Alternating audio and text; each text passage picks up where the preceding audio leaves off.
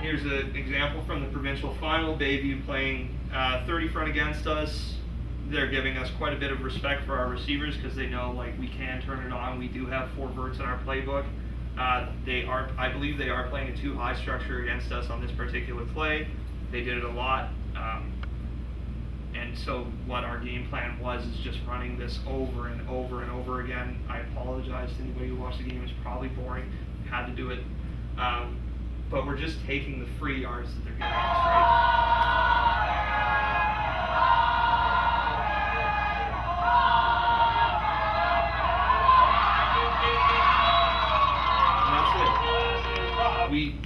They don't play number 3 over top of our inside slots. That gives us the time and space to operate and maneuver. Our guy breaks a tackle, something that was caught behind the line of scrimmage very safely and in a time-efficient manner, and that's 15 yards. It's a great play. We'll show it one more time. We have 2 receivers on the bottom of the screen here that are just exceptional blockers.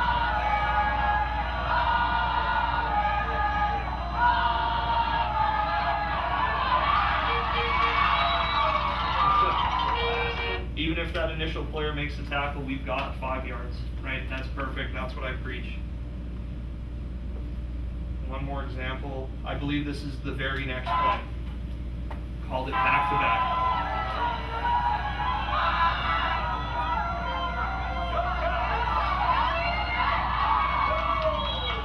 That's a first down.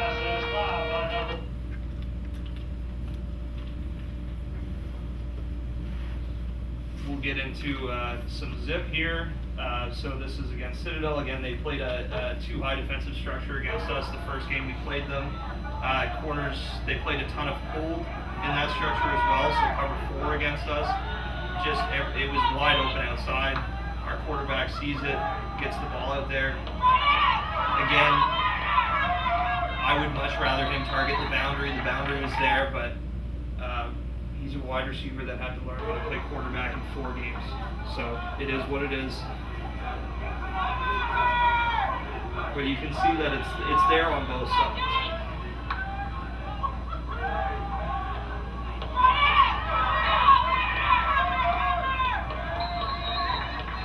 Because of the distance of that throw, do you ever have issues with timing to the receiver being contacted prior to the ball getting in place? Yeah, so here's what I say is that our guys are taught, we teach it to take 1 step forward, 2 steps back so that it's behind the line of scrimmage. That way they can get as far downfield, they can make contact, and it's not illegal. Both of our screens are behind the line of scrimmage screens, so we do use them as RPOs sometimes as well. Even if the quarterback's very late on the pull, they're standing behind the line of scrimmage, no penalty. Yeah, that's. I'm a little bit scared to run downfield RPOs because of that. So all of our stuff is behind the line of scrimmage. Yeah.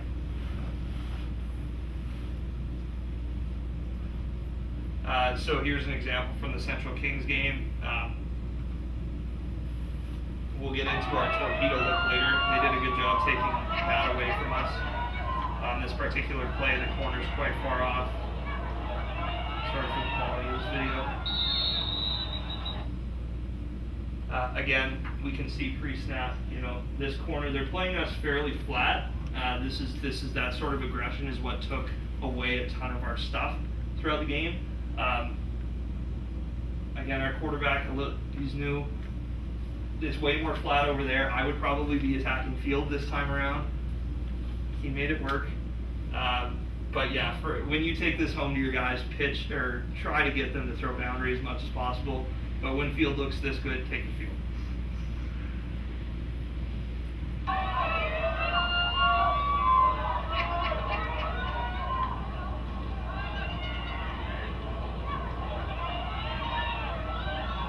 Right, and that's not a hard throw for any quarterback at any level to make. That's just that's a nice 10, maybe 12-yard throw to the boundary. It doesn't even need to be a 1-arc. Obviously helps if you can throw a 1-arc. But for kids, you can see where this ball should be going before the ball is snapped. And that takes so much of the pressure and sort of the anxiety away from reading as possible. So just the last example, this one's against Citadel. 3375, last 4. Come on up here to the front pick. Again, we're seeing almost like 10 yards of separation here from our outside slot, or outside wide receiver. I'm not sure if that's where the ball goes, but that's probably where I'd be throwing it.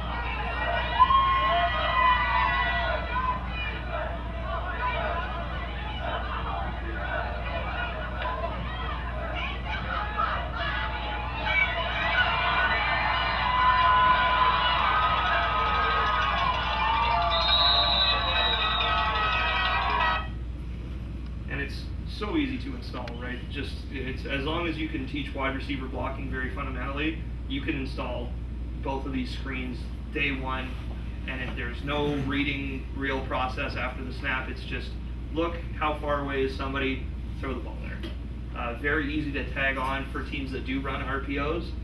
Throw that on the play side. It's so easy for your quarterback to do. You won't take illegal man downfield penalties. It's a great option. So we'll dive into our torpedo concept here. Grab a drink of water.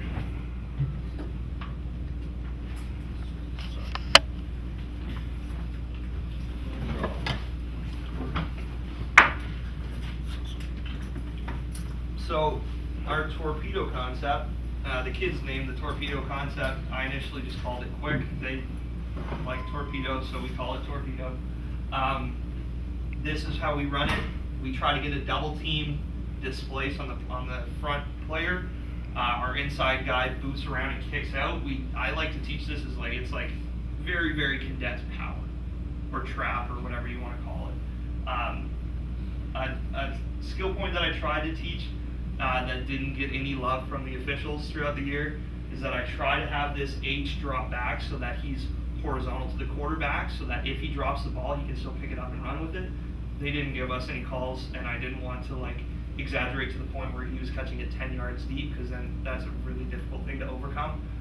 So we just, we took our losses on that. So if I were to suggest for coaches watching the film, just move your guy out. They're not going to give it to you unless it's very clear. But yeah, for us, this is again just a number screen. If they don't play 4 guys over there and take it away, we have an advantage, and we throw it. We have 4-on-3 a lot of the time. The only time that it gets taken away is that if 4 guys press that stuff. And you could have a simple answer with that. Our answer was that this puller right here, my laser has died, this puller right here would just run a wheel off of that block, and as long as you put that on film, somebody's got to play a little bit deeper to respect it. That's fine. So that was our answer to that. And if they take it away, you've blocked 4 defenders, you've taken 4 defenders to the sideline. Just completely remove them from the equation, and now your quarterback just reads the field in the box for a run. Again, you can get to a 1 or 2 read concept from your field, and we did do that. Something that I want to show just a little bit is just last weekend, the Packers actually ran this against the Cowboys. You see him motion in, boom, there it is. Right, I did it first. But no, it's a pretty popular concept. It's a great concept. It's so easy, especially when you put it to the boundary. The reason I put it to the boundary is a shorter throw. You can put it to the field. It's the same thing conceptually. There's no difference. But yeah, it's so easy. It's an easy way to use to, number one, limit the amount of reads your quarterback has to make after the snap of the football. And it's an easy way to just block 4 guys if they're going to take it away. And some teams did. CK did a really good job of taking it away. I countered that we took 4 of their defenders out of the play. And, they forced our quarterback to run a little bit. I'll actually have 2 clips of it. It looks messy. We had an athlete overcame. So how does torpedo create advantage? Number one, it creates conflicts. Our screen forces defenses to play 4 defenders close to the line of scrimmage to take away, basically a power run play, or they let us take it over and over again. It happens way more than you would think it would. It gives the 2-man concept lots of space to stress the field defenders. Linebackers are usually pulled away from the box. Makes defenders redundant. Safeties play at a depth and position too far to not make an impact on any of the routes you run in the screen or the concept will tag. Efficiency. The screen with the double team and pull gives us a lane to the sideline. That was great for time conservation. We ran this as our hurry up. So we just fire that screen out there. He'd run along the sideline. As soon as anybody came within sniffing distance, out of bounds. Perfect. Save time. and athlete protection. Obviously, we try to give it to like our best player over and over and over again there, and for him to be able to just take that step out and not take a hit, let us get him the ball a little bit more without wearing his body down. The reads are very easy for the QB. He looks. Do I have the screen? Nope. Okay, I'm reading the field. Now I'm down to 2 receivers. Do I have the screen? Yep. Okay, that's what I'm throwing. So here, I believe this is against Woodlawn. Woodlawn did not bring 4 people over to our screen, and I do feel bad. They are the first opponent that we used this against all season, so they had no film or anything to compare for it. So it's not surprising that they were unable to adjust. It's not something that almost anybody sees ever. So we end up, yep. Please do not feel bad about it. I'll try to be respectful. Yeah, anyways, you'll see these next 2 clips. We actually run them. They're back-to-back plays with, I think, like 20 seconds left to go in the first half. So this was our first use of our sort of hurry-up torpedo package. So we have 4 offensive players over there. They only bring out 2. So we have 4 on 2. We get enough of a block. Our guy gets 10, 15 yards. He does put a hit into somebody he didn't really need to, but we save that time. The next play, we come back to it. Again, they adjust a little bit more this time, but not enough. We get our blocks. Our guy makes a man miss. Off to the races. Score with 5 seconds to go in the half. It's great. It's very, very easy to run and install, and if you have a guy that can make somebody miss, if you have a punt returner that's like unsure hands, but just a weapon with the football, great way to use it. So here against CK, we see the CK defenders. They knew it was coming, right? They saw this all season. They knew it was coming. They take it away. To the field side, they have 2 very young, very athletic halves and corners. They played us. They weren't scared of us. So they played us tight. They took some stuff away. What we're forced to do and what they were left with was a 5-man box. So we have 5, O-linemen plus a quarterback on their 30 front with 2 linebackers. So our quarterback, I had to tell him it's going to be a long day, but you got to cut the ball in line because that's what they're giving us. He liked to take it outside. I prefer to take it up the middle, but our concepts do pull guys outside and high away, so it worked out. But ideally, for, again, a coach with a better understanding of run schemes, you have a 30 front with 2 linebackers and you have all 5 O linemen, you'll be making money with this, right?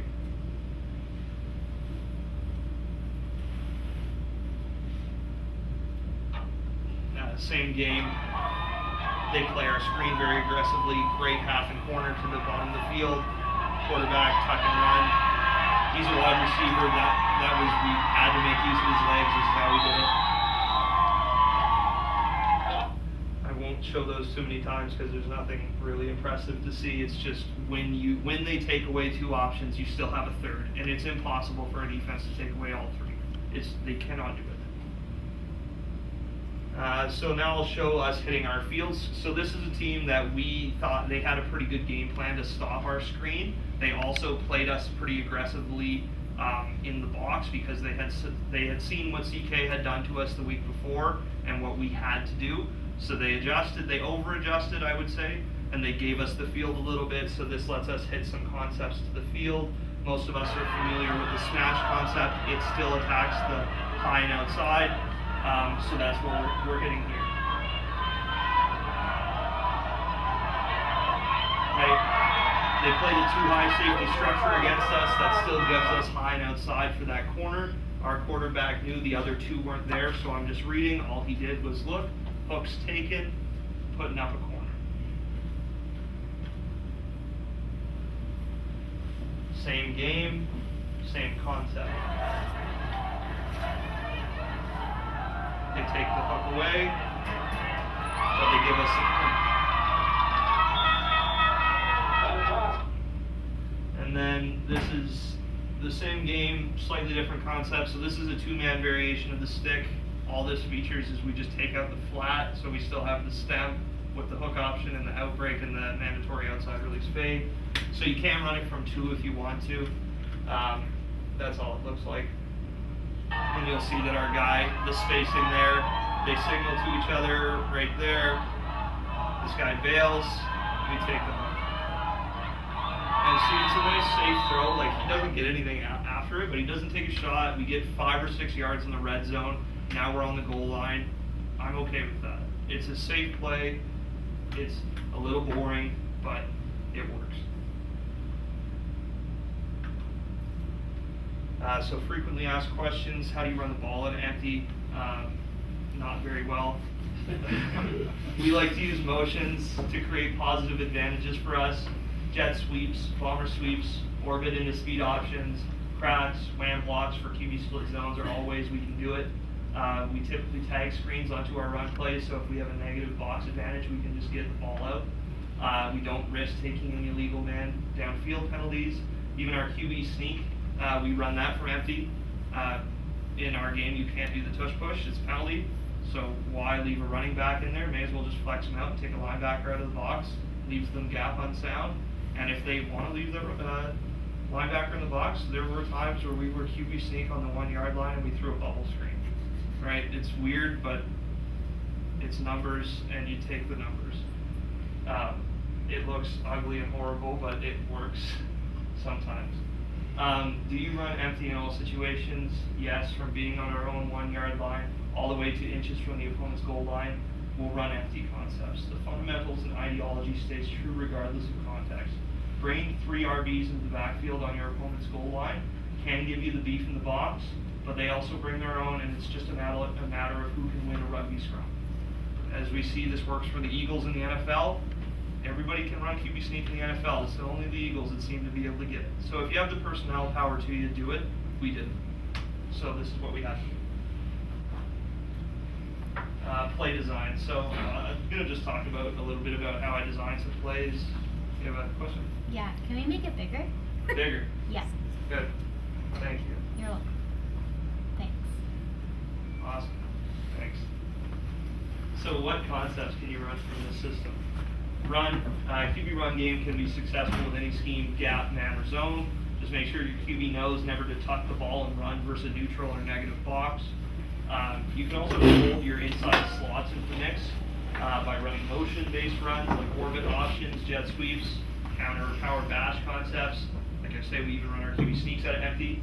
Pass, when designing pass plays at empty, it benefits you to consider where zone soft spots are. Also having one route that is your man option is a good way to be prepared. For us on the stick, that's like our hook there. Or the fade, if they want to press, that's a great one. So I'm going to show some examples of how you can use empty formation, different advantages it grants you. So this was our base empty look. It's nothing exciting. It just stresses the number 3 defenders away. It makes the QB's decision pretty easy. They just look, did both number 3s bump out? If the answer is yes, then we're running the ball. If the answer is no, then we're throwing to that side. It's not super exciting. There's a base empty quads look. Again, nothing super exciting. It puts a lot of stress on the number 3 and number 4 defenders to the field. A really good piece of advice that I got from Coach Dave at St. FX is when you're designing concepts for quads, don't think of it as designing concepts for 4 receivers. Consider it designing a concept for 3 receivers plus 1. So the way that I would run this is I would give my outside 3 receivers a stick concept and then just tag a seam or something here, right? It's just 3 plus 1. Because once you start trying to learn how to do quads concepts away from your base package, it can be quite difficult.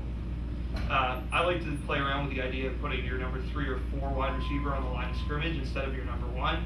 Make a linebacker or a free safety press a wide receiver instead of a corner or a half that has the experience and the practice reps to do that. So now we're getting into utilizing condensed formations. Utilizing condensed formations or groupings affects how defenders must align. Bunches and stacks usually force defenders to tighten their cushion, usually pressing the point man. That condensing can leave your wide receiver in a one-on-one island, right? If they condense because you're going to throw a screen here and they need to play 3 guys at the line of scrimmage, Well, now you have all this room to work with that guy on the outside. And the same is true if you want to put him inside so that it's a little bit quicker of a throw. You can even get really exotic with it. Throw a torpedo screen out there. Now you have 2 one-on-ones. If the torpedo screen's not there, your quarterback just reads one side or the other. Which matchup does he like? Give them some option routes, like maybe just 1 or 2. It's very, you can make it as simple or complex as you want. This is a great way to just like get 4 defenders to the field sideline, basically take them out of the play and just give your 2 best, like you can put 4 guys that have no business ever catching or running the football out there. The defense has to respect them. They have to play guys out there. It is what it is. Even if it's, you can put 4 pylons out there, they're going to occupy space and defenders. Same thing, it's just inverted. Run your torpedo screen close and give that guy like an outside like fade, and maybe he can run a comeback off of it if he's capped. This is just the way that I structured like our torpedo stuff. So I say that this is a zone beater. If you want to play us in zone, you're not going to have enough people there, or the spacing is going to be too advantageous for us to not take. If you're in zone, or if you change to man and you take this away, well then we just read the field. Like I said, smash. I know a lot of people use smash as a zone beater, but 2-man smash is better as a man beater because it's hard to cover a corner in man, and you can use anything other than a hook, a slant, or anything under it, whatever you want to do. Like I say, we use our torpedo screen to be an easy man zone read. Field 2 wide receivers running a man beating concept, while the boundary screen is inherently a zone beating concept, because if you don't have the manpower, we will outnumber and out leverage you. Couple run concepts. So this is how we kind of, if I was a better coach, this is how I would have done it. QB draw, right pop. So this is just a QB draw with our pop stuff tagged onto it. Again, if they bump those 3s out, we have a great run concept in the middle that we can follow or puller with. The bubble routes can be thrown at any point in time. If our quarterback takes 2 steps up and those 3 shoot in, we can just pitch it right out. We're still legal. Same thing here. This is something that we actually did run. So this is a QB split zone with zip on the outside. So we take care of that unblocked backside defensive end by just motioning a guy. That's what I would call like a wham block. It's a pretty good way to like let a DN know don't follow my quarterback. And it's just inside zone on the front side. It's the same thing philosophically. You have your screens on the outside. It's just spacing, numbers advantage. Pre-snap read free. Last one. This is a fun one that we used, ran at Buccaneers. So this is an orbit screen. So we just, if that will, our quarterback's just watching that will before the ball is snapped. If that will bumps out with the orbit screen, great. We have numbers in the box. Take it. If that will stays or goes with the puller, great. We have the screen. We have numbers with the screen. It's as simple as that, right? It's one decision pre-snap, and he already knows where the ball is going when he has it in his hands. Pass concepts. I drew up like a basic three safety structure here. So you have this big circle down here on both outsides, what I call flats. A lot of people call this the curl zone. And then you have deep thirds, basic cover 3 structure. It's just important to know that you want to get 2 wide receivers in one of these circles when you're designing pass concepts. That's how you beat zone.